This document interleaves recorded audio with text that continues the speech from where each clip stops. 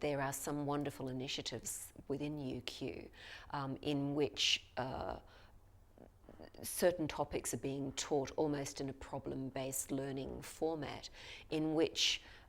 people from other disciplines, staff from other disciplines are being brought in, and there are debates going on. The students are being broken down and they're working into small groups within a lecture theatre.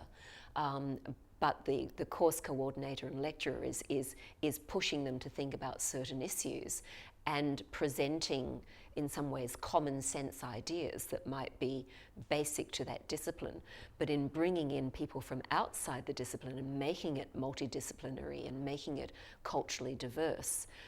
the people from outside the established discipline can say, well, have you thought of this and have you thought of that? And actually setting up debates not only with the lecturer, him or herself, but setting up debates with the students in terms of the positions that they might be taking. So I think that there are some wonderful initiatives within UQ that can be used as springboards to be adapted to various other disciplines such as engineering. And I think if we're using engineering as an example, it is a perfect discipline where you've got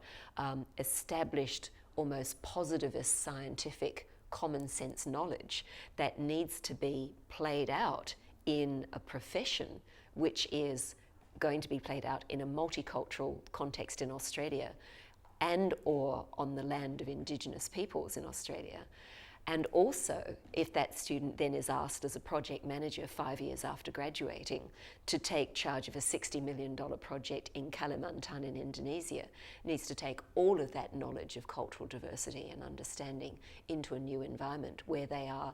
equally as aware and respectful of the dignity of the people that they'll be engaging with in a completely different society. So I think that engineering, medicine, business, law are all disciplines that can benefit from an understanding of having cultural sensitivity, but an understanding of cultural diversity and of inclusive teaching practices and of multidisciplinary teaching practices. I don't think there's really a discipline that could not benefit from these kinds of skills.